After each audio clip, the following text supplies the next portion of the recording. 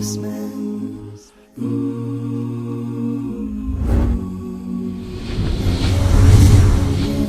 So high.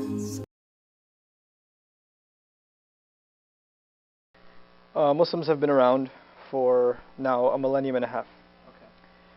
Muslims have had a civilization not just in the Arab world, but it spread to parts of Europe, Asia, Africa, all over the world. And Muslims haven't just been in a position of preaching communities, they have been in positions of government.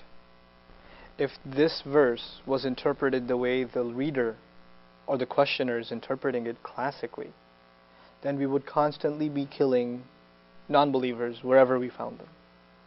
Is that history? No, not even when Muslims are in power. That's not history. So this question, first of all, begs why are Muslims, when they were in a position of political power, when they had the power over their subjects, whether they were Hindus living under their rule, or they were Christians living under their rule, or Jews living under their rule. Actually, Jewish communities thrived under Muslim rule.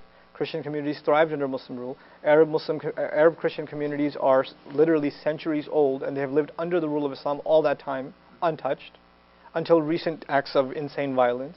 But something Muslims prided themselves in, that they allowed for the flourishing of other non-believing communities within them. If this was genuinely the interpretation of the mainstream Islam, that kill non-Muslims wherever you find them, the time to be able to execute this ruling was when Muslims were in a position of power, and they never did. That's because that's not how it's ever been understood. The question then is, okay, well that's not how it's understood, but then how do you understand it? Fine, that's the wrong way to get it. What's the right way to get it then? The original context is that of the Prophet living in Mecca. He lives in the city. He invites people to a religion completely non-violent. As a matter of fact, there's a policy of those who believe should not retaliate. The Quran records the statement, Kufu aydiyakum.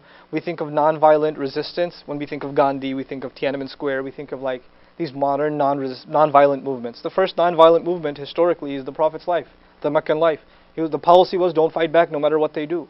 Just call them to this call. That's it. Just stand by your beliefs. So they're standing for a decade by these beliefs, and they're being persecuted first verbally, psychologically, and then eventually even physically. Then these people who are citizens of that city are expelled from that city. Their properties are usurped. Some family members are even killed, and they literally have to escape their own hometown. They are now in a new city in Medina. 6 months go by in Medina, and now there's the first physical clash between those who have been expelled from their own homeland and those who expelled them from that homeland. The first clash takes place, the first battle in the Prophet's life. Okay? In this battle, now you're about to meet the enemy on the battlefield. There are 300 on the one hand, the Muslims, and there are 1,000 of those who have committed the first acts of aggression. They've drawn first blood. This is the context. They've drawn first blood. Muslims did not engage in aggression, they did. Now, when you're in the battlefield, what does the general say to the soldiers? Listen, be a little nice to the enemy. Don't destroy them all, just kind of take it easy. Or does the general say, take him out? We're here to take out the enemy.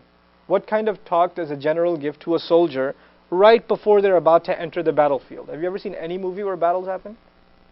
This conversation from God happens, this revelation happens right before they're entering battle. It's completely uncompromising. Why? Because it's in the scene of a battle. To think that this is how Muslims think all the time is insanity. And to think that's what God wants all the time is disingenuous to the context of the Quran. It's not genuine, it's not authentic. Okay? So this is restricted specifically to times of war.